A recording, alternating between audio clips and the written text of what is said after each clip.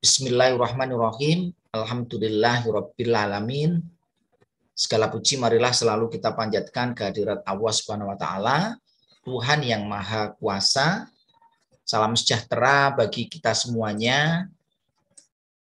Semoga pada kesempatan hari ini ya, kita bisa diberikan kenikmatan ya, kesehatan untuk melaksanakan segala aktivitas, termasuk salah satunya adalah dalam hal kuliah dan melaksanakan tugas-tugas yang lainnya. Nah, pada kesempatan hari ini kita akan melanjutkan materi tentang kuliah sistem kendali terdistribusi. Ini kuliah kita. Nah, hari ini nanti kita akan membahas tentang perkembangan sistem kontrol yang ada di industri itu seperti apa. Saya harapkan Anda sudah membaca bukunya, ya, sehingga nanti apabila Anda yang masih belum paham, ya, silakan nanti kita diskusikan, ya, untuk mendapatkan ide-ide segar terkait dengan masalah yang ada di sistem kontrol terdistribusi ini. Untuk biodata singkat saya nggak perlu saya sampaikan, ya, ini karena sudah saya sampaikan di pertemuan yang pertama.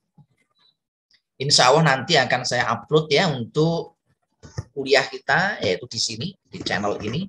Bagi yang belum maksimal ya di dalam perkuliahan atau mungkin mengalami kendala sinyal, Anda nanti bisa melihat kembali videonya, mengulas lagi sehingga nanti kita bisa belajar lebih intens lagi melalui video yang sudah nanti saya upload di YouTube. Nah, untuk buku referensi ya, saya ingatkan silahkan dibaca karena ini menjadi referensi utama ya pada mata kuliah sistem kendali terdistribusi. Silakan bagi yang tidak bisa belajar dengan online ya, membaca buku lewat HP atau lewat komputer itu kesulitan, silakan dicetak ya. Buku ini saya berikan kepada Anda free ya. Tidak berbayar. Mohon buku ini Anda simpan untuk diri Anda sendiri. Anda tidak perlu mengupload buku ini ke media sosial atau di-share ke temannya, nggak usah ya. Kalau ada teman-teman Anda yang butuh dari kampus lain ya, biar nanti menghubungi saya. Yang berikutnya untuk memperkaya materi tentang sistem kontrol terdistribusi, itu nanti Anda boleh ya menggunakan buku-buku referensi lain. Ini ada banyak ya buku referensi yang saya tulis di daftar isi. Selain buku-buku ya, Anda juga bisa nanti memperkaya dengan mendownload artikel jurnal. Mendownload artikel jurnal Anda bisa cari di mana? Di IEEE Explore ya. IEEE ini banyak sekali artikel-artikel yang nanti bisa Anda jadikan sebagai apa? Kajian. Yang kedua, Anda bisa mencari di Google Scholar. Ada yang free, ada yang berbayar. Nah, silakan Anda cari yang free. Nah, kalau Anda ada yang berbayar, Anda bisa nyari di sini ya, Skyhub ya. Ini bisa Anda gunakan untuk mencari artikel-artikel yang berbayar. Anda bisa download secara gratis. Tetapi ini saya nggak ngerti legalitasnya seperti apa. Tapi ini bisa dimanfaatkan. Tidak semua artikel bisa di-download, tetapi untuk yang publikasi di bawah tahun 2020, Anda bisa download. Termasuk nanti kalau Anda mau mencari ide-ide untuk proposal PKM, Anda bisa cari di situ. Itu fresh of the open ya. Fresh from the open. Artinya apa? Itu state of the art-nya itu baru.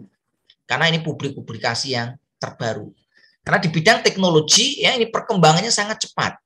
Sehingga Anda wajib hukumnya untuk mengupdate pengetahuan Anda. Sebagai seorang mahasiswa, sebagai seorang dosen, maka kita wajib untuk apa? Mengupdate pengetahuan kita melalui publikasi-publikasi dari para peneliti dan juga para akademisi. Nah, di sini yang saya harapkan dari kuliah ini, sebelum kita masuk kuliah tentang sistem kendali terdistribusi, itu mungkin masih banyak ya teman-teman yang dalam tanda kutip masih bingung sistem kendali yang terdistribusi itu seperti apa.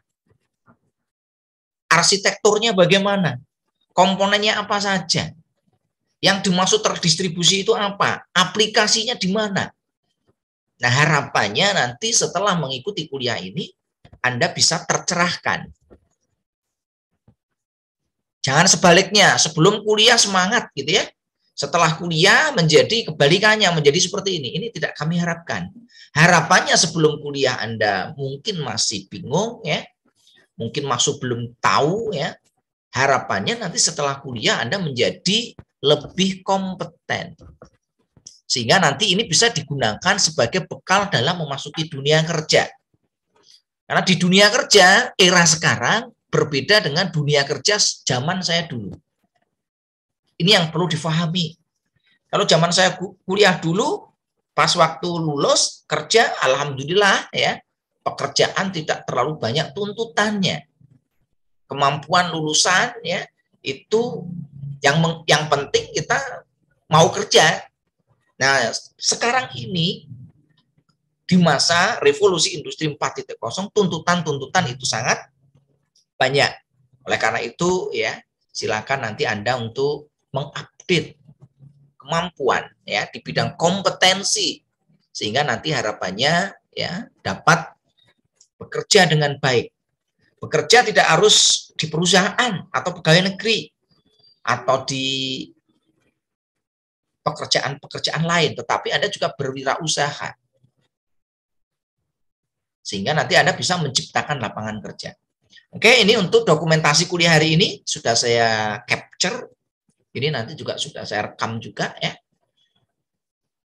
Ini tadi yang saya record baru berapa orang nih? 30 berapa. Sekarang sudah ada tambahan 34. Jadi yang 4 orang tadi belum sempat ke-record ya. Tidak apa-apa. Nah, kita awali dari gambaran tentang sistem kontrol. Kemarin kita sudah membahas tentang pengantar sistem kontrol di industri. Nah, kita nanti akan lihat perkembangannya seperti apa sih. Sistem kontrol itu seperti apa. Nah, apa yang dimaksud dengan sistem kontrol? Sistem kontrol secara umum itu sistem pengendali. Nah, yang namanya sistem itu mesti ada komponen. Yang depannya ada kata sistem, itu pasti punya komponen. Nah, komponennya apa saja? Nanti kita bahas. Nah, sistem kontrol di sini mengacu pada sistem kontrol proses di industri, di mana komponen-komponennya berbeda dengan sistem kontrol yang lain. Ada banyak sistem kontrol di berbagai bidang. Contohnya di organisasi itu ada planning, organizing, actuating, dan controlling. Nah, kontrol di manajemen itu berbeda dengan kontrol yang akan kita bahas di sini. Nah, untuk mengetahui ruang lingkup dari sistem kontrol, kita perlu mendefinisikan sesuatu dengan definisi yang tepat. Apa yang dimaksud dengan sistem kontrol pada mata kuliah sistem kontrol terdistribusi ini? Sistem kontrol itu adalah kumpulan dari elemen, elemennya apa saja, nanti kita bahas ya, yang saling bekerja sama. Jadi elemennya tidak berdiri sendiri, tetapi di situ saling bekerja sama. Untuk apa? Untuk mencapai tujuan. Nah, tujuannya apa? Yaitu mengendalikan variabel keluaran dari sebuah sistem atau plan yang kita kontrol agar mencapai nilai yang dikehendaki. Nah, ini adalah tentang sistem kontrol. Nah, macamnya sistem kontrol itu ada banyak. Kemarin kita sudah membahas tentang sistem kontrol manual. Bagaimana kita melakukan pengendalian secara manual. Tidak perlu saya jelaskan lagi tentang sistem kontrol manual karena kemarin sudah. Yang belum jelas nanti silakan dibuka videonya.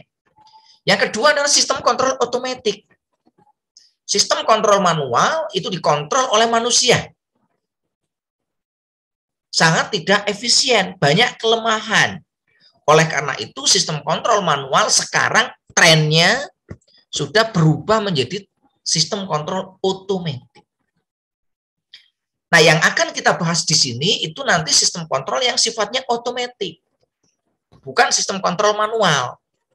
Walaupun nanti sistem kontrol otomatis dilengkapi dengan fitur untuk kontrol manual.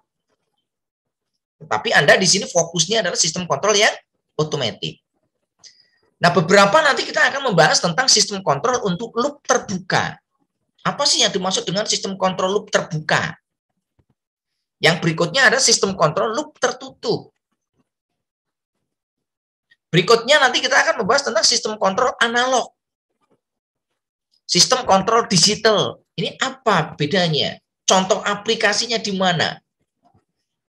Yang berikutnya nanti ada sistem kontrol cerdas. Nah, termasuk di sini terdistribusi nanti mengintegrasikan beberapa sistem kontrol yang ada.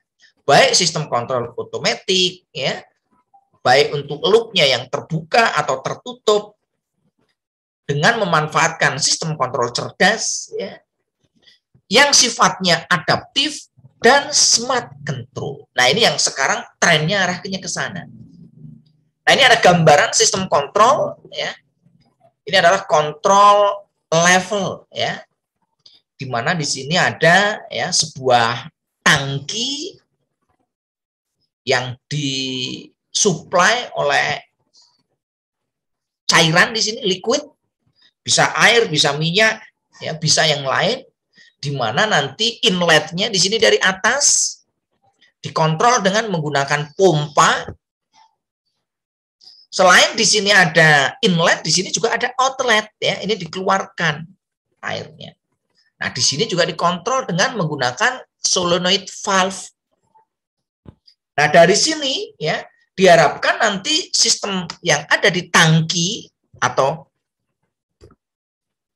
kilang, istilah tangki, istilah kilang, ya, itu sama, ya, atau vessel itu juga sama, istilah-istilah yang digunakan di dunia industri. Nah, ini nanti akan dikontrol agar berada pada nilai yang seberapa. Nah, ini salah satu contoh dari sistem kontrol.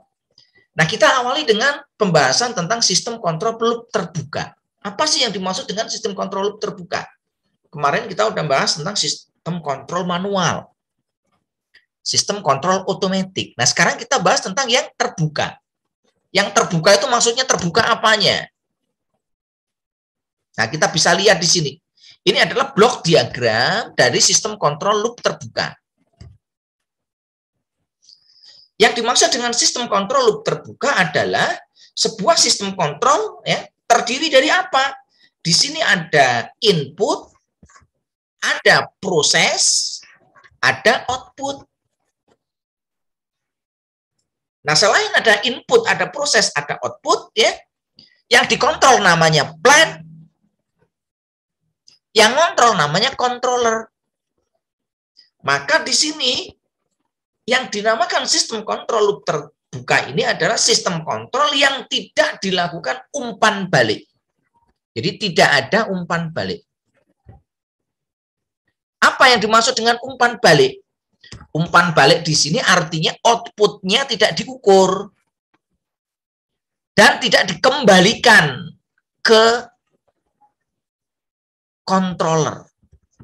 Nah, ini yang dimaksud dengan sistem kontrol loop terbuka. Jadi sistem kontrol loop terbuka adalah memberikan aksi kontrol terhadap sebuah plan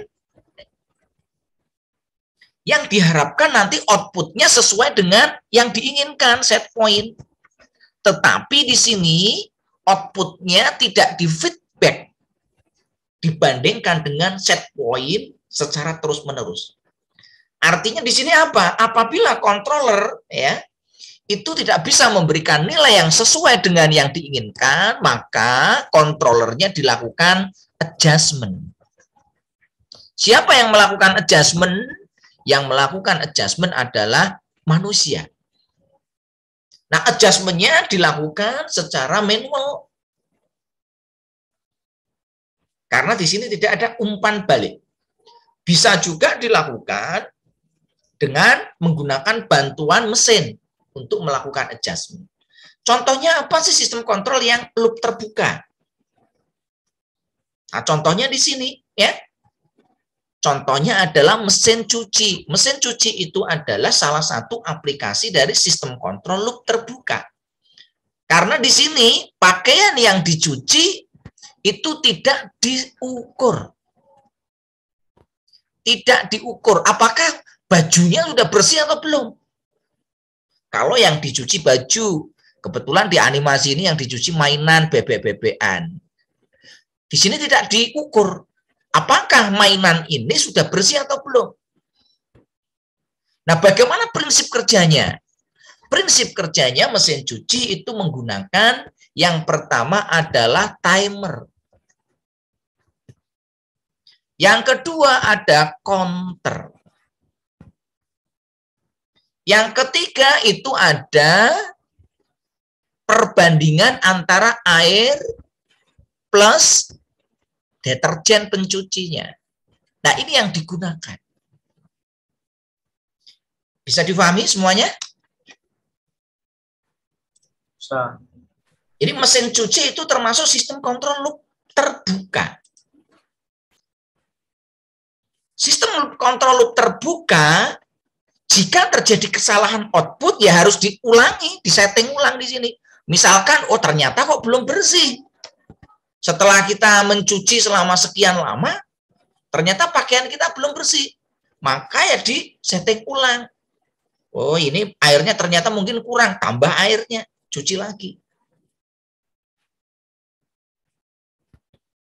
Nah, sistem kontrol loop terbuka adalah sistem kontrol loop yang paling sederhana. Karena tidak ada umpan balik. Coba seandainya pakaiannya disensor. Kira-kira kalau pakaiannya disensor, berapa lama kita untuk mencuci sampai bersih?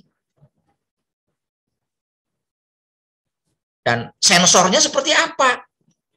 Kalau bajunya polos gampang ya nyensornya.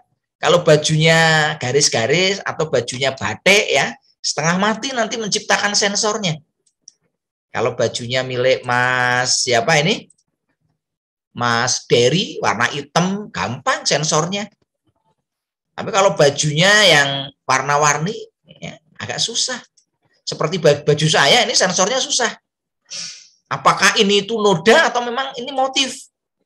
Ini perlu sensor yang sangat mahal ya. Mungkin proses mencucinya itu tidak konvergen. Butuh waktu yang lama untuk bisa mendapatkan hasil cucian yang sangat bersih.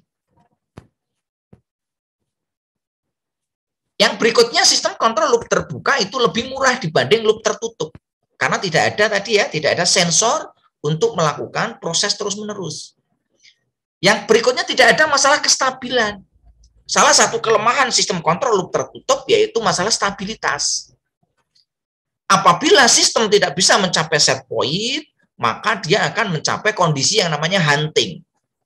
Nah, kondisi hunting itu bisa berbahaya. Bisa merusak sistem. Yang berikutnya, karena di sini sistemnya sederhana, hasil keluarannya tidak terlalu presisi. Maka untuk mencuci ini hasilnya nggak terlalu presisi. Kadang-kadang hasil cucian mesin cuci kok masih kotor. Asumsinya apa di sini? Ya asumsinya untuk mencuci baju kalaupun tidak bersih-bersih amat tidak masalah. Yang penting ya sudah dikasih deterjen, sudah dikasih anti kuman, kumannya mati. Toh lagi nanti dia juga nanti disetrika. Kalau orang Indonesia, kalau orang Barat, orang sana tidak ada yang menyetrika juga. Menyetrika itu hanya baju-baju tertentu. Kalau orang Indonesia ini agak menampilkan ini ya. Nah berikutnya ada sistem kontrol. Basisnya apa di sini? Basisnya logika. Kalau airnya sudah terisi penuh, maka motornya berputar. Basisnya logik ya. Berbasisnya timer di sini. Mutar ke kanan berapa menit atau berapa detik. Kalau sudah ganti mutar kiri. Ini basisnya logik. Yang kedua basisnya counter. Mutar ke kanan 3 kali, ganti lagi mutar ke kiri 3 kali. Setelah itu diaduk-aduk ya. Berhenti dulu. Nanti muter lagi. Ya, ini adalah basisnya dari sistem kontrol loop terbuka. Yang keempat basisnya event, kejadian. Contohnya misalkan apa? WLV, water level WLC, water level control. Itu basisnya event. Itu tidak ada sensor. Sensornya itu adalah hanya limit switch. untuk mengetahui, oh ini batas airnya sudah sekian, maka dia nanti akan on. Oh, airnya udah penuh, off. Demikian juga dengan mesin cucinya. Nanti di sini ada sensor untuk water level control-nya. Dari sini ada yang ingin ditanyakan untuk sistem kontrol loop terbuka?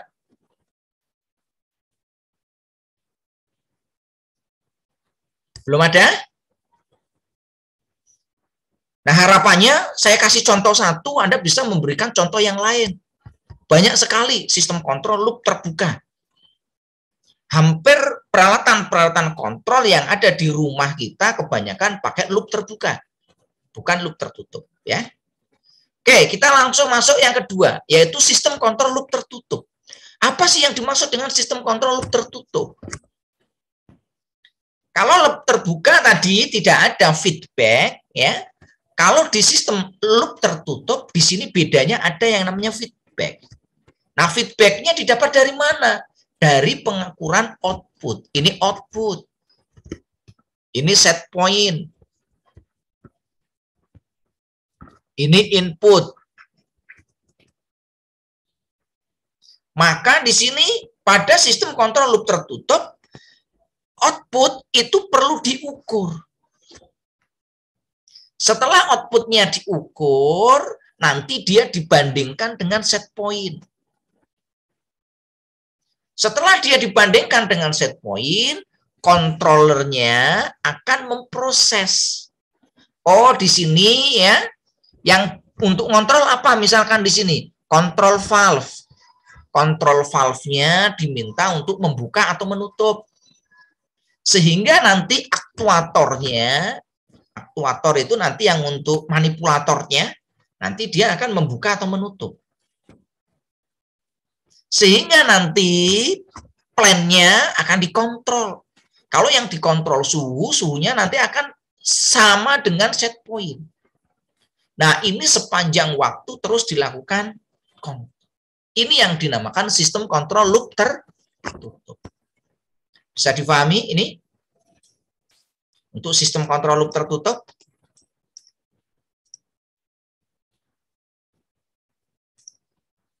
Nah, kita lihat selanjutnya. Sistem kontrol loop tertutup itu cirinya apa? Ciri pertama harus ada umpan balik. Umpan baliknya pakai apa di sini? Pakai sensor. Jadi yang namanya sistem kontrol loop tertutup di situ wajib ada sensor. Sensornya dipasang di mana? Di keluarannya. Kalau yang dikontrol itu suhu, ya berarti nanti sensornya sensor suhu. Kalau yang dikontrol itu flow, berarti nanti sensornya sensor flow. Kalau yang dikontrol level, sensornya sensor level. Kalau yang dikontrol itu apa namanya? Level, flow, kontrol, dan lain sebagainya. Kalau yang dikontrol pH, ya sensornya sensor pH. Nah, hasil pengukuran oleh sensor nanti dikirim di sini. Setelah itu dibandingkan dengan set point. Nah, controller ini nanti dia akan memberikan perintah. Apabila perbandingannya negatif, maka controller memerintahkan untuk menaikkan. Sebaliknya nanti kalau perbandingannya positif, controller akan memerintahkan untuk menurunkan.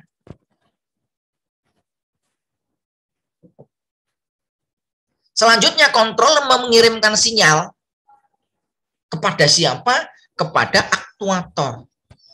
Nah, aktuatornya nanti bisa berupa macam-macam. Bisa hidrolik, bisa pneumatik, bisa elektrik analog, bisa elektrik digital.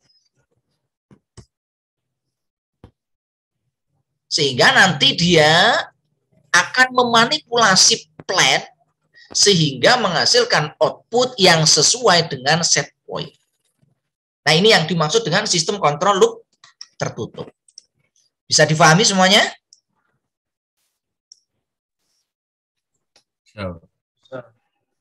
Oke, bisa ya? Nah, ini kalau saya ilustrasikan. Ini adalah prosesnya. prosesnya nanti diukur dengan menggunakan sensor di sini. Prosesnya apa? Kalau suhu ya nanti ada sensor suhu. Ya. Kalau itu sensornya adalah apa? Prosesnya temperatur ya berarti nanti yang diukur sensor temperatur. Kalau pressure, kalau flow, ya, kalau level, sensor level. Nah, setelah diukur ya, nanti dikirim ke fill junction box-nya. Ya. Setelah dikirim ke fill junction box, selanjutnya dikirim ke main junction box. Selanjutnya nanti dikirim ke kabinet ya. Selanjutnya nanti dikirim ke kontrol proses. Nah, dari kontrol proses nanti memberikan perintah. Ini yang warna biru sinyal untuk masuk ke kontrol, yang warna pena ini adalah perintah kepada aktuator. Aktuator itu adalah, nama lainnya adalah FCE. Apa itu FCE? Yaitu Final Control Element. Paling umum untuk aktuator apa bentuknya? Bisa berupa kontrol valve. Nanti kita lihat ya beberapa aplikasinya. Kita bahas pada komponen-komponen sistem kontrol terdistribusi. Supaya nanti Anda paham. Kira-kira seperti apa sih logika berpikirnya? Nah, ini logik berpikirnya seperti ini ya. Ini ada prosesnya macam-macam ya. Bisa vessel ya. Bisa tangki, bisa reaksi kimia, bisa pasteurisasi, atau proses-proses yang lain. Nah, nanti kita lihat beberapa contoh. Sampai di sini bisa dipaham alur prosesnya?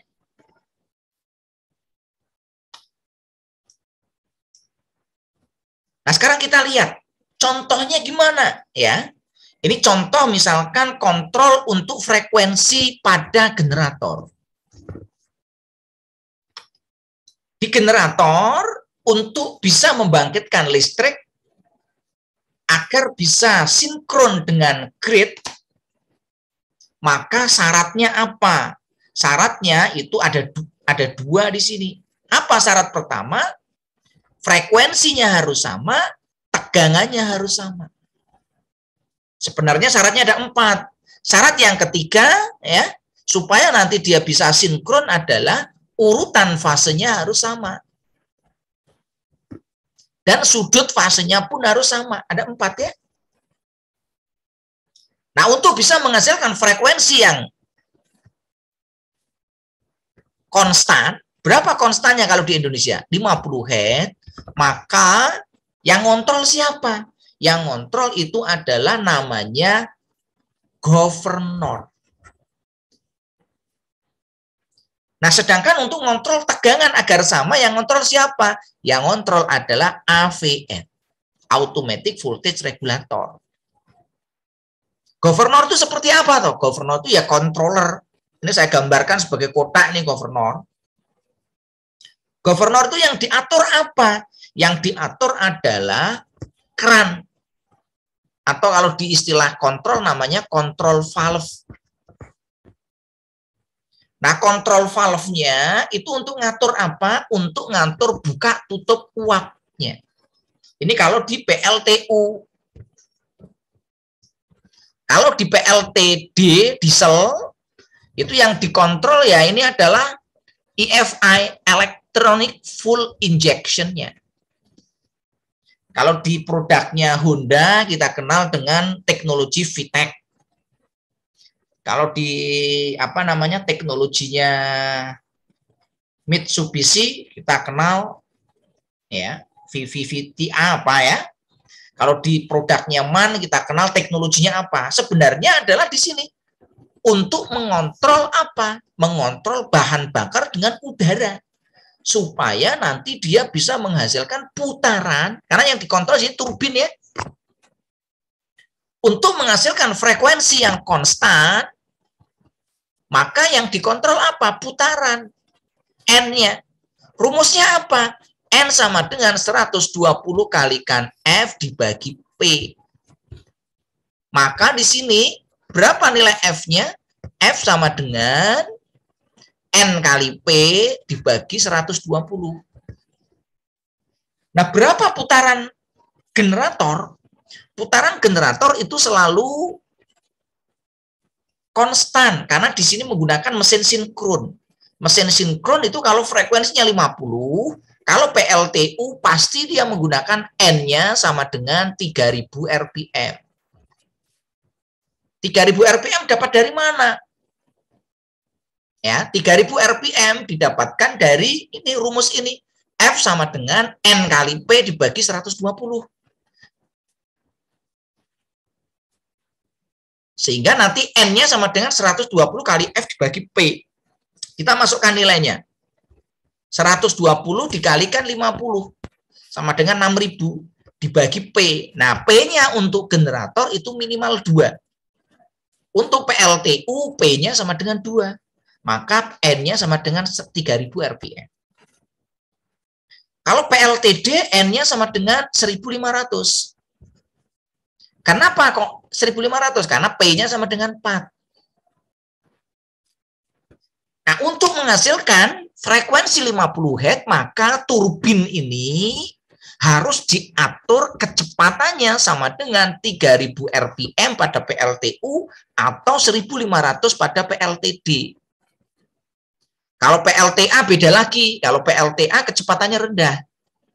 PLTA itu biasanya menggunakan kecepatan antara 150 sampai 300 RPM. Maka kalau PLTA, governornya itu nanti ngatur debit air agar nanti putaran turbin itu sesuai dengan kecepatan sinkronnya. Nah, yang namanya beban dari generator itu kan berubah-ubah. Ini beban di grid ini kan berubah-ubah, kadang tinggi, kadang rendah. Oleh karena itu, mau ada perubahan apapun, kecepatan turbin itu harus konstan. Kalau tidak konstan gimana? Generator nanti bisa lepas dari sinkron. Kalau generator tidak mampu untuk mempertahankan kecepatan pada kecepatan sinkronnya, maka generator ini bisa berubah menjadi motor. Ya. Nah, oleh karena itu di sini harus ada controller. Controllernya siapa yang kontrol? Yaitu governor. Oke ya, silakan nanti Anda pelajari tentang bagaimana mekanisme kontrol governor ya pada sebuah generator. Nah, ini yang tadi yang saya jelaskan. Yang dikontrol apa? Yang dikontrol frekuensi. Frekuensi nanti berpengaruh terhadap ya powernya, megawattnya, MV-nya. Nah, yang kedua yang dikontrol parameternya adalah tegangan. Tegangan nanti kaitannya dengan mVar. Ini nanti dikontrol, ya. Karena kalau tegangannya naik turun, generator berbahaya. Kalau generator untuk single operation, bebannya nanti bisa rusak nih kalau naik turun.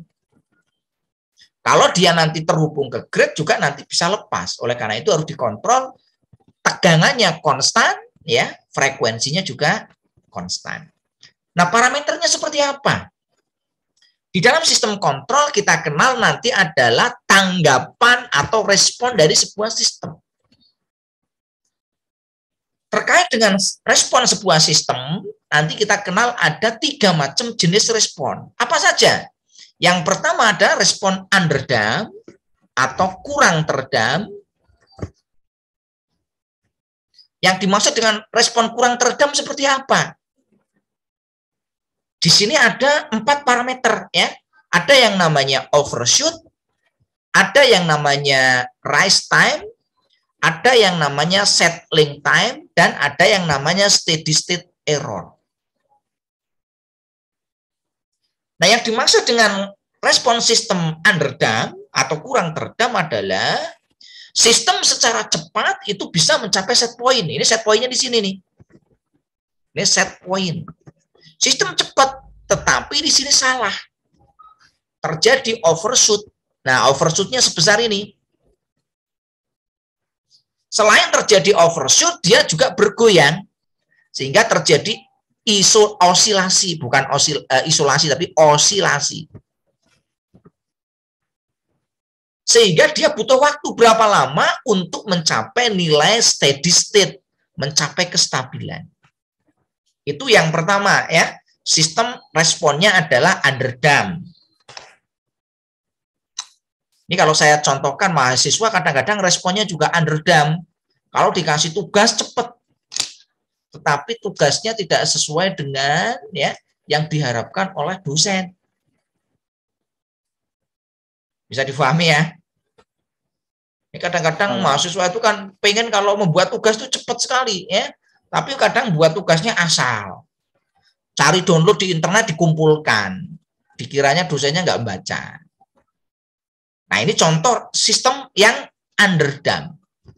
Sistem yang kedua, responnya adalah overdamp. Terlalu teredam. Apa yang dimaksud dengan overdamp?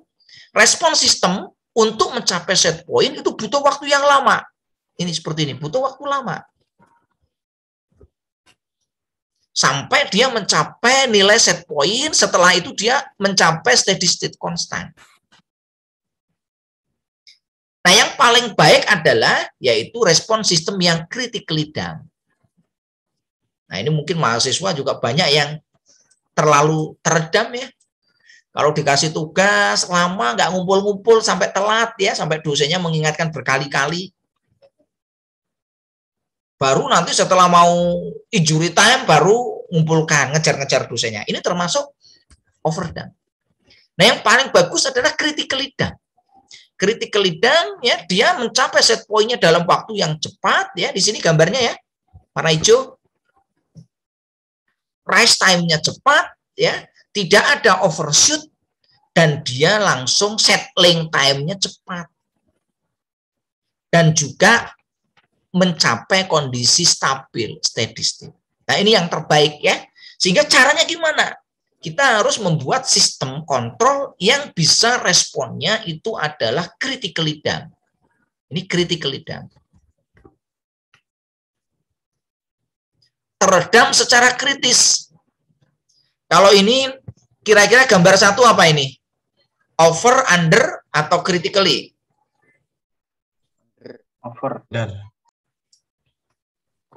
Underdamp. Bukan over, tapi Underdamp. underdamp. Yang ini apa? Yang nomor 2? Over, under, critically? Under. Underdamp. Tapi ini yang dimaksud dengan tidak stabil. Ini sistem yang tidak stabil. Kalau yang underdamp ini masih stabil karena dia nanti mencapai yang namanya apa? Mencapai steady state. Mencapai kestabilan. Kondisi yang tetap. Steady state itu kondisi yang tenang ya. Kalau ini dia berosilasi secara terus-menerus. Nah, ini tinggal menunggu aja ini. Menunggu apa? Kemampuan dari alat. Alatnya tahan atau tidak. Kalau alatnya tidak tahan, ya rusak alatnya. Kalau alatnya diberikan apa namanya safety instrumen, ya nanti sampai safety instrumennya kerja. Karena apa? Ini naik terus. Sistem tidak stabil. Yang nomor 3 apa ini? Overdamp. Ya. Nah, sehingga yang paling bagus itu adalah critically damp. Rise time-nya cepat, tidak ada overshoot, settling time-nya cepat, dan juga segera mencapai kondisi steady state. Bisa difahami ini? Nah, bagaimana cara untuk membuat sistem yang seperti ini? Jangan sampai nanti Anda mendesain sebuah sistem seperti nomor 2, ya kan? Langsung nanti atasannya bilang, ini lulusan dari mana ini ya? Buat sistem kontrol nomor 2 ya kan? Atau buat sistem kontrol nomor 1. Ini dulu nggak pernah diajari nih ya. Untuk mekanisme sistem kontrol yang baik. Atau nomor 3 ya jangan ya. Ini tidak diperbolehkan. Yang saya rekomendasikan nomor 4 ya. Ini rekomendasi. Mestinya kalau sudah ikut kuliah saya ya bisa mendesain sistem yang critically down dalam segala aspek ya. Ini bisa kita manfaatkan. Contoh misalkan ada kenaikan BBM. Mahasiswa yang responnya nomor 1 ya kan. Ini mahasiswa yang emosional. Begitu ada kenaikan BBM langsung demo ya kan. Kenapa kok demo kan? Karena nggak punya ide kreatif. Kalau mahasiswa punya ide kreatif, ada sebuah fenomena, kita bisa menciptakan inovasi. Sehingga respon kita adalah nomor 4. Ada kenaikan UKT. Menyebabkan Anda lama ini stres nih. Ya. Karena stres, nggak ketahuan. Ya. Atau menjadi tidak stabil ini. Ya, ada di masyarakat menjadi tidak stabil, prestasinya tidak stabil, emosionalnya nggak stabil. Maka yang paling bagus adalah respon yang nomor 4. Oh, misalkan kok ada kenaikan BBM ya kita berhemat. Kita menciptakan inovasi untuk menghasilkan produktivitas dan lain sebagainya. Ini ya. Nah, ini gambarannya, ini contoh. Ini sebuah sistem kontrol, elemennya apa saja di sini? Yang pertama harus ada plan atau prosesnya. Ini plannya. Ini ada vessel yang berisi air, ya. Nanti akan kita kontrol suhunya. Nah, yang berikutnya ada apa? Ada measurement device. Measurement device-nya apa? Yaitu sensor untuk mengukur suhunya. Di sini saya menggunakan termometer.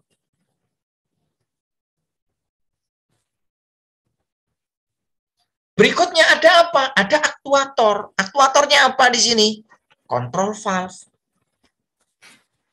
Untuk mengontrol suhunya pakai apa? Di sini pakai steam. Inputnya steam.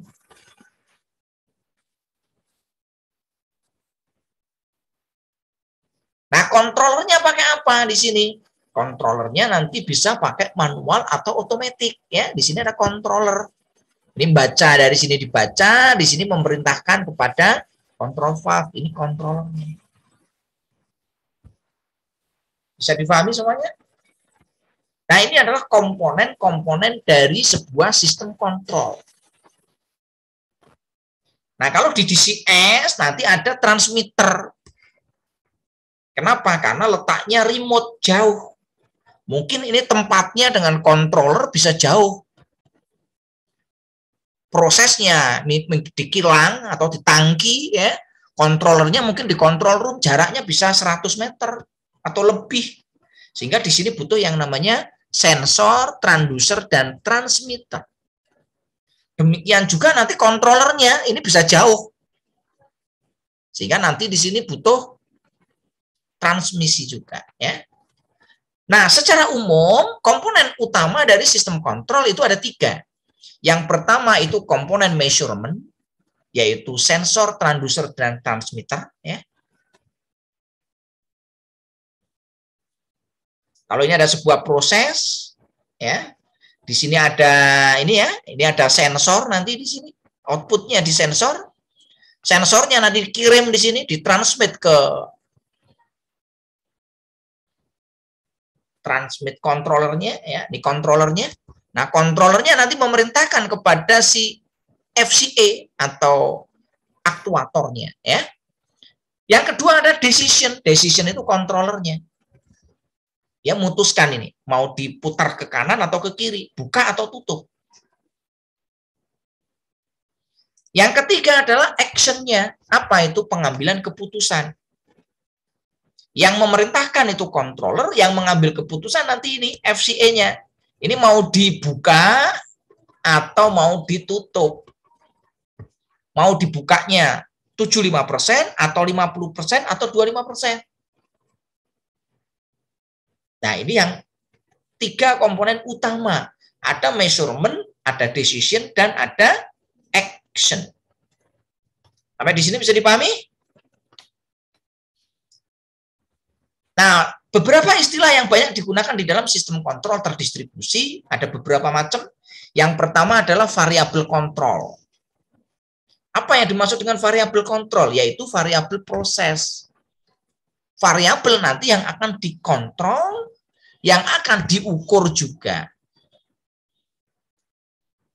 Variabel ini nanti akan dikontrol agar menghasilkan output sesuai dengan set point. Ini namanya variabel kontrol. Jadi nanti ada variabel kontrol, ya, ada nilai sekarang, outputnya, ada nilai set point, dan ada nilai ya perubahannya. Yang kedua adalah objek atau proses yang akan dikontrol atau plan. Nomor 3 harus ada set point yang diinginkan itu kita berapa. Yang keempat ada manipulated variable. Variabel yang digunakan untuk memanipulasi agar output dari suatu sistem kontrol itu menghasilkan keluaran yang sesuai. Yang kelima mungkin ada gangguan. Dan yang keenam ya itu ya ada sebuah, ini sama ya gangguannya. Ada disturbance. Apa yang dimaksud disturbance di sini? Gangguan yang menyebabkan output sudah dikontrol itu berubah. Ya, maka di sini diperlukan ya kontrol yang lebih advance nanti ya terkait dengan masalah gangguan. Sampai di sini ada yang ingin ditanyakan sebelum kita lanjutkan untuk ke perkembangan dari sistem kontrol proses yang ada di industri. Silakan kalau ada yang mau ditanyakan.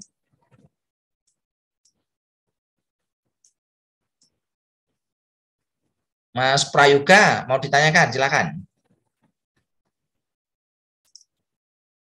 Belum ada, Pak. Belum ada. Mas Dito? Sudah jelas, Mas Dito?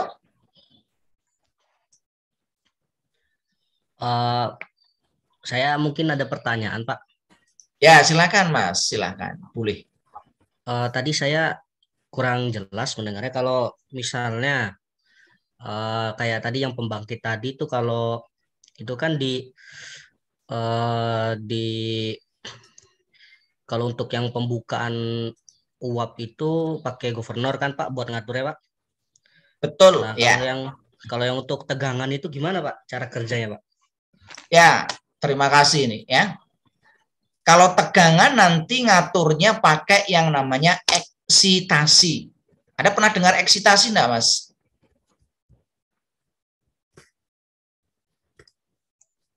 Eksitasi pernah dengar? Hah? Pernah, Pak. Pernah. Dulu yang ngajar mesin listrik sudah dijelaskan belum tentang eksitasi generator? Atau kalau Anda ingin lebih jelas, nanti lihat video saya tentang materi mesin listrik ya, kuliah mesin listrik. Dulu yang ngajar mesin listrik saya atau bukan? Bukan, Pak. Bukan ya. Sudah diajari tentang eksitasi belum? Kenal enggak ini eksitasi? Ya, saya tanya dulu nih. Kalau nggak kenal eksitasi, saya jelaskan ya nggak ngerti juga Anda. Ya. Sudah pernah belum, Mas Pratama?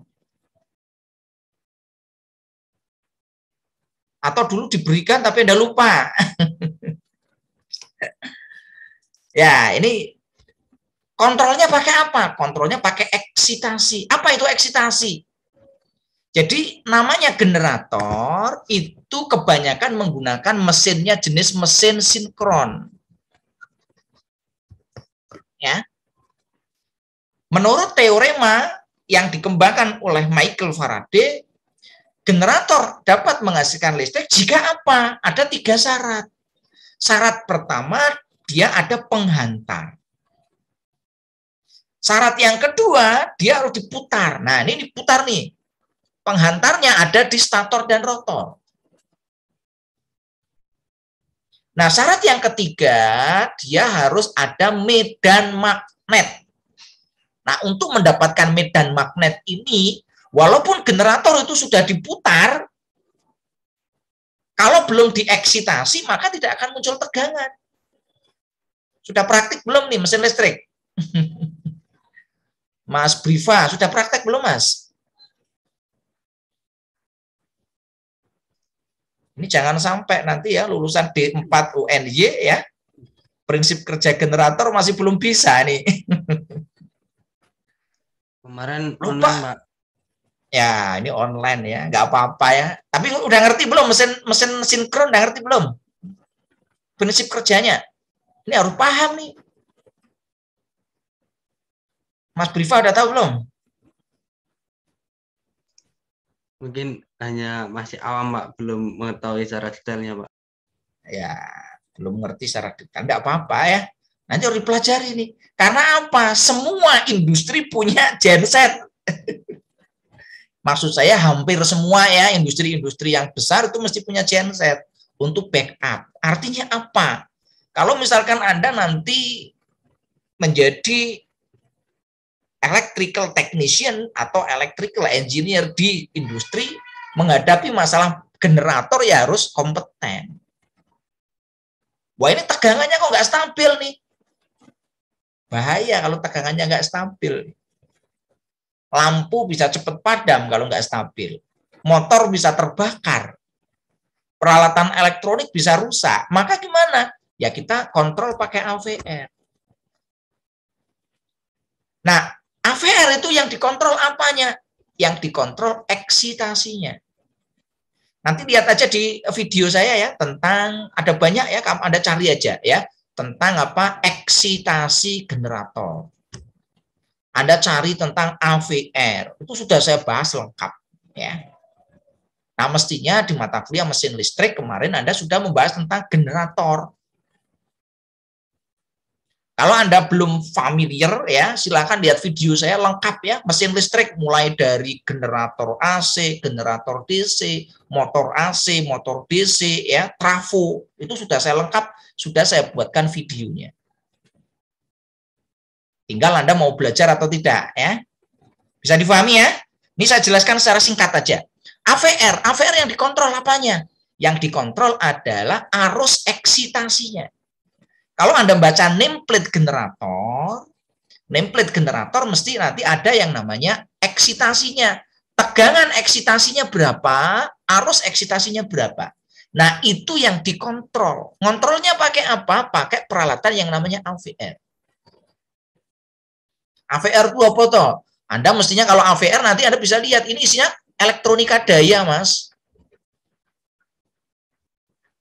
Sudah ngambil mata kuliah elektronika daya belum? Sudah, Pak. Udah, Pak. Sudah. Nah, mestinya di mata kuliah elektronika daya dibahas pada mata kuliah AC regulator. Karena contoh AC regulator yang paling pas untuk teknik elektro ya AVR itu. Bagaimana nanti kita mengatur tegangannya. Ya. Bisa difahami semuanya? Kalau belum silakan nanti lihat video saya tentang mata kuliah elektronika daya, kebetulan saya juga pernah ngajar. Yang kedua mata kuliah tentang mesin listrik. Kalau pingin yang khusus tentang AVR, Anda bisa lihat di materi pelatihan yang saya gunakan di industri. Ya, kalau saya jelaskan di sini mungkin agak lama ya. Tapi nanti kalau Anda mau tanya boleh ya. Sudah jelas semuanya? Terima kasih. Jadi yang dikontrol arus eksitasi. Nah, arus eksitasi itu arus DC ya. Sehingga di sini nanti eksitasi ada dua, ada yang generator itu eksitasinya dari luar, ada yang generator itu yang eksitasinya dari dalam. Nah, generator yang eksitasinya dari dalam itu menggunakan generator permanen magnet untuk membangkitkan medan magnet awal. Kalau dia nggak menggunakan permanen magnet ya nggak bisa eksitasi dari dalam. Nah, caranya gimana? Outputnya generator nanti diambil. Setelah diambil, ya tegangannya diturunkan. Karena tegangan generator kan biasanya besar ya. Kalau PLTU tegangan generator itu bisa sampai 20 kV ya. Sehingga nanti diturunkan dulu. Pakai trafo, karena eksitasi itu kan biasanya kecil tegangannya. Eksitasi itu biasanya tegangannya kalau untuk PLTU itu paling ya 200 sampai 500 volt. Kalau PLTD itu paling ya sekitar 40 volt. Ada yang 24 volt, ada yang 12 volt, macam-macam tegangan eksitasinya. Yang besar arus eksitasinya yang besar. Nah, arus eksitasi dimanakan? Nanti dimasukkan ke rotor. Supaya nanti di rotor itu ada medan magnet. Karena ada penghantar, ada putaran, dan ada medan magnet, sehingga di stator itu akan muncul tegangan listrik. Itu prinsip dasar dari generator sinkron. Silakan lihat di video saya ya. Anda cari di playlist mata kuliah mesin listrik, cari materi di generator AC sinkron. Itu sudah saya jelas ya, sudah saya bahas tentang prinsip kerja dari generator dari A sampai Z. Ya. Oke ya. Ada yang lain silakan kalau mau ditanyakan sebelum kita bahas untuk perkembangannya. Nggak apa-apa ya, tanya daripada nanti nggak paham sampai lulus ya. Kalau nggak paham sampai lulus nanti kalau ditanya ini sudah diajarkan belum ya kan? Anda bilang belum, saya malu sama stakeholder kita yang di industri. Oh, mosok mahasiswa UNY belum diajari ini kan? Gitu ya, semuanya ya. Semangat belajar ya. Walaupun di masa pandemik ya. Maka dari itu saya membuatkan video-video. Nah, video ini supaya apa? Anda paham. Nah, silakan ya. Silakan tonton. Jangan sampai nanti yang nonton dari mahasiswa luar. Kadang-kadang saya sedih ya kan. Ini yang banyak lihat malah mahasiswa-mahasiswa luar gitu kan. Kamu lihat, coba lihat komentar-komentarnya. Ada dari Medan, ada dari Ujung Pandang, dari UGM, ya, dari Jakarta, dari Bandung. Yang dari Jogja, UNY-nya ya paling sedikit. Kalau nggak disuruh, nggak pada nonton. Ya nggak apa-apa. Saya nggak mengharapkan Anda lihat juga kalau Anda memang nggak berminat untuk belajar ya. Karena saya menyediakan itu untuk semuanya, tidak hanya untuk mahasiswa UNY. Oke ya, kita lihat sekarang perkembangan dari sistem kontrol. Sistem kontrol kalau kita lihat ya, perkembangan dari sistem kontrol itu dimulai kapan? Sebenarnya sistem kontrol sudah kita lihat sejak zaman dulu. Tetapi para pakar ya membagi timeline yaitu sejak tahun 1930-an. Mulai revolusi industri terkait dengan elektrik. Kalau yang terkait dengan mekanik, sistem kontrol udah lama ya. Nah, apa perkembangan dari sini? Diawali dari sistem kontrol berbasis hidrolik. Yang kedua pneumatik. Yang ketiga elektronik analog. Yang berikutnya elektrik digital. Berikutnya PLC. Lanjut DDC. DCS, SCADA, dan yang sekarang revolusi industri 4.0. Nah, karakteristiknya seperti apa kalau kita lihat ya? Ini yang di awal-awal prosesnya seperti ini. Sederhana, prosesnya diskrit, sinyalnya pneumatik, input outputnya terbatas, sistem kontrolnya berbasis mekanik dan lain sebagainya. Nah, mulai di sini mulai sudah menggunakan relay ya. Sudah menggunakan sinyal analog, menggunakan digital, input outputnya banyak ya. Nah, yang sekarang gimana arahnya, trennya? Sinyalnya digital. Menggunakan protokol Modbus, Fieldbus, Profibus, Profinet, OPC, dan lain sebagainya. Termasuk TCP/IP ya. Yang berikutnya apa? Direct download ya. Penggunaan IoT, artificial intelligence, open protocol ya, dan lain sebagainya. Nah, ini yang terkait dengan perkembangan dari sistem kontrol. Yang pertama kita bahas langsung aja ke DDC. DDC ini sebelum DCS. DDC konsepnya adalah unit produksi itu dikontrol di masing-masing proses. Ini proses A, ini proses B, ini proses C. Maka kontrolernya ada di mana? Ini terpusat. Jadi di sini ya, karena kontrolnya terpusat, maka apabila satu kejadian kerusakan di A, maka semua proses mati. Ada kerusakan di A atau B atau C, maka prosesnya mati. Artinya apa? Tingkat kegagalannya tinggi. Nah, ini arsitekturnya seperti ini. Nah, mulai berkembang ya.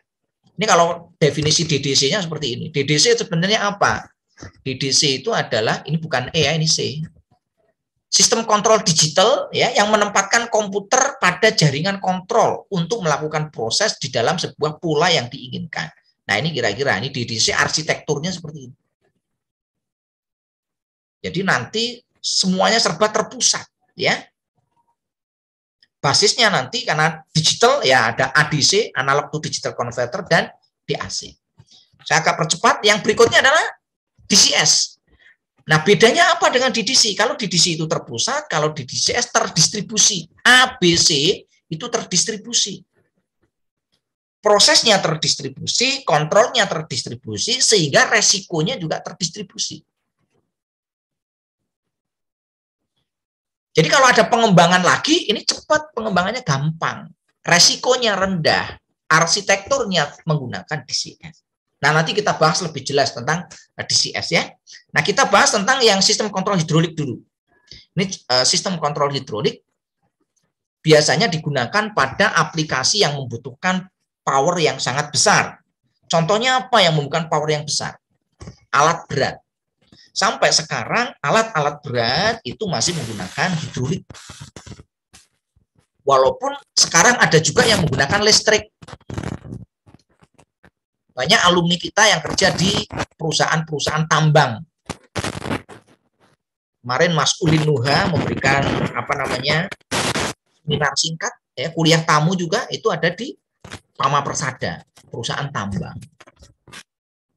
Kemarin saya ketemu pas waktu pelatihan, ternyata mahasiswa kita juga ada di perusahaan yang ada di Sumbawa, ya. Sumbawa itu dekat Mandalika. Perusahaan tambang, ya, Aman Mineral. Freeport juga ada beberapa mahasiswa kita yang ada di sana. Nah, Anda juga nanti bisa berkarir di sana, ya. Alat-alat berat masih menggunakan hidrolik.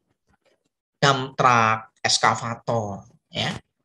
Alat-alat berat yang ada di sana. Yang berikutnya mesin-mesin yang digunakan untuk pressing. Pengepresan, alat potong, alat penjepit, ya, dan lain sebagainya. Nah, sampai sekarang sistem ini masih kita pakai. Cuma banyak kelemahannya sistem hidrolik, karena kotor. Hidrolik harus pakai minyak, itu kotor. Tapi sampai sekarang untuk yang besar-besar belum bisa tergantikan oleh energi yang lain. Nah, ini sistem hidrolik contohnya, ya.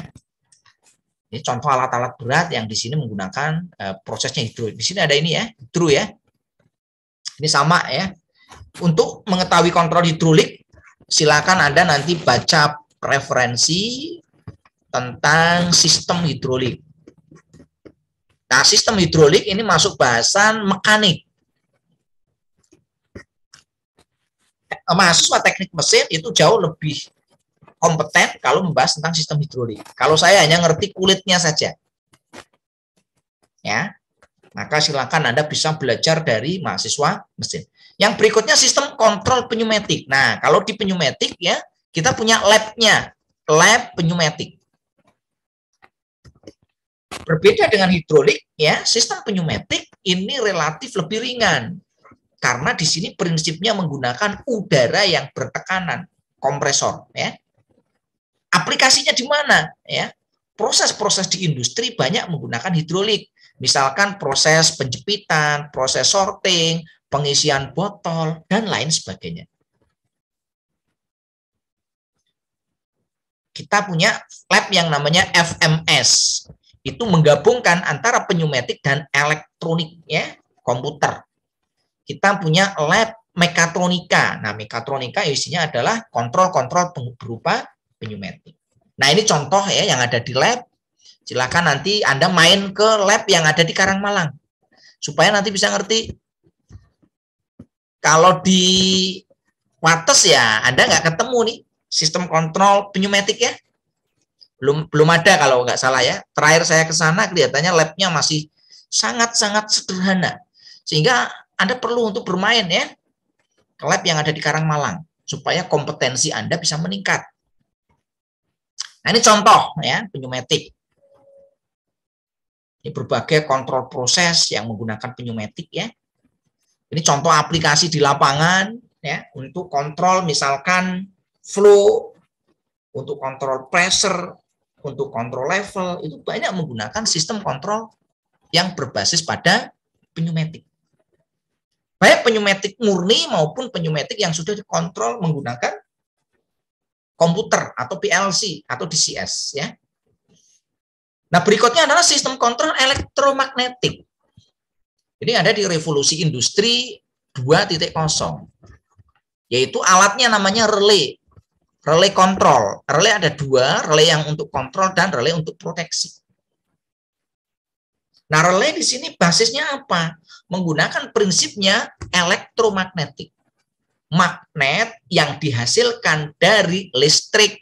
Ini ada arus listrik dialirkan ke penghantar yang dililitkan sehingga di sini menghasilkan medan magnet. Teorinya yang mengatakan adalah Hans Christian Ørsted. Nah, silakan ini di mata kuliah medan elektromagnetik ya, fisika medan elektromagnetik, Anda bisa memperdalam konsep ini. Alhamdulillah berkat sumbangan dari Hans Christian Ørsted ya, ini dikembangkan oleh Michael Faraday, oleh Gauss ya, menjadi sebuah alat yang namanya relay. Nah, ini banyak digunakan untuk kontrol juga, selain digunakan untuk proteksi. Nah, yang berikutnya adalah sistem kontrol elektronik analog. Ini sejak tahun 1950-an ya sampai 1980-an. Ini populer sekali. Contoh misalkan kita menggunakan op-amp ya. Op-amp sebagai apa? Penguat operasional ya. Penguat diferensiator, penguat integrator. Nah, ini yang paling banyak digunakan. Kontrol PID itu proporsional integral derivatif, itu dikembangkan awalnya dengan menggunakan elektrik analog seperti ini. Ini adalah sistem kontrol PID ya, loop tertutup ya, dengan menggunakan elektronik analog. Anda nanti kalau bisa mengembangkan ini ya untuk elektronik analog dengan menggunakan PID. Nah, kalau sekarang gimana? Sekarang udah digital.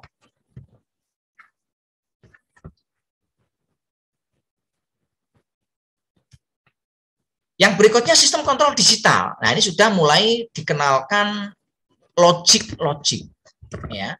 Logika.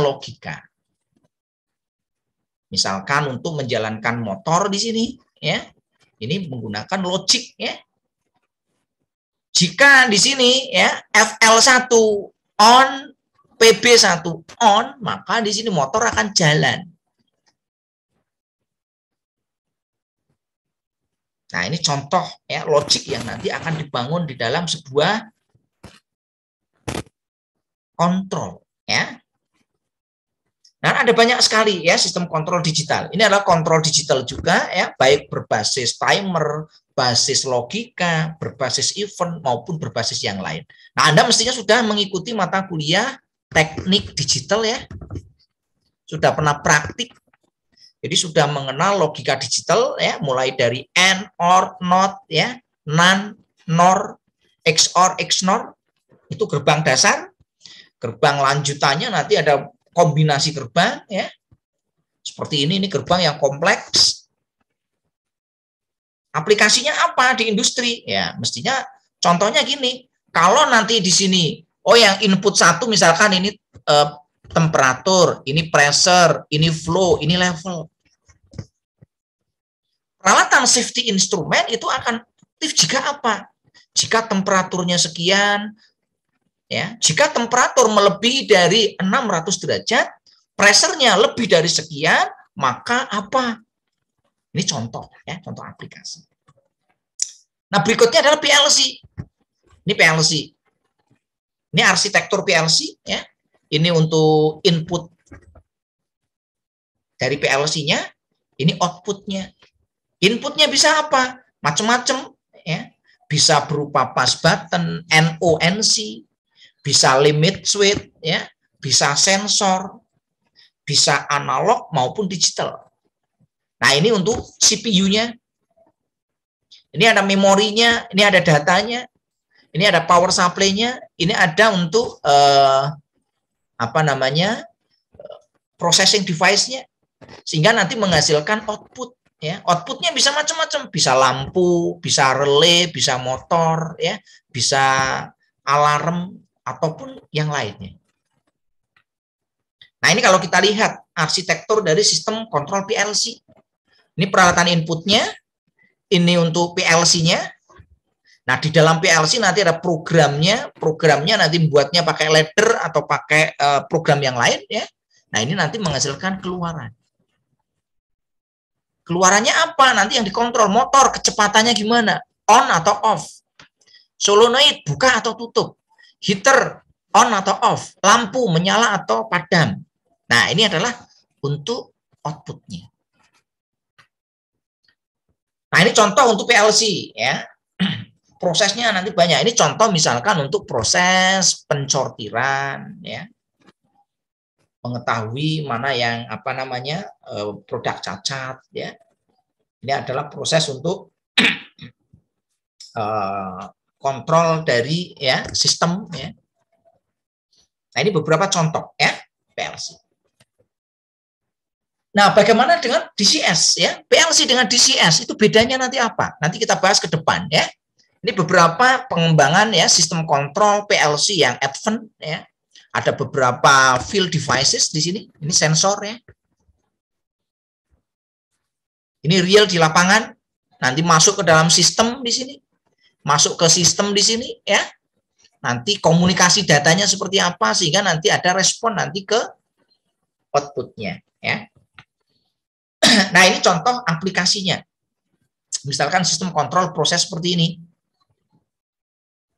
Ini adalah ada raw material handlingnya, di sini ada prosesnya, ya.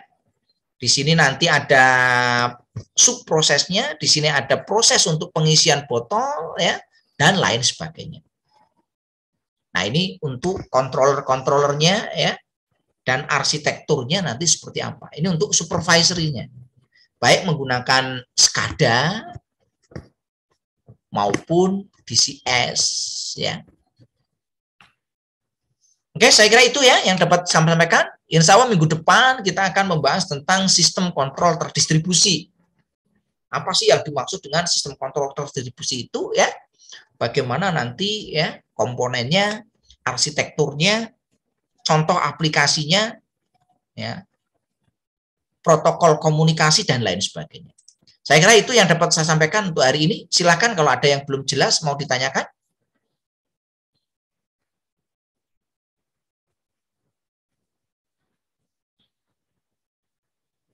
Mbak Dita, silakan. Ada yang mau ditanyakan? Marilah kita tutup untuk pertemuan pada pagi hari ini. Semoga apa yang saya sampaikan itu bermanfaat, ya, bagi kita semuanya. Mohon maaf apabila ada kekurangan atau kesalahan di dalam penyampaian.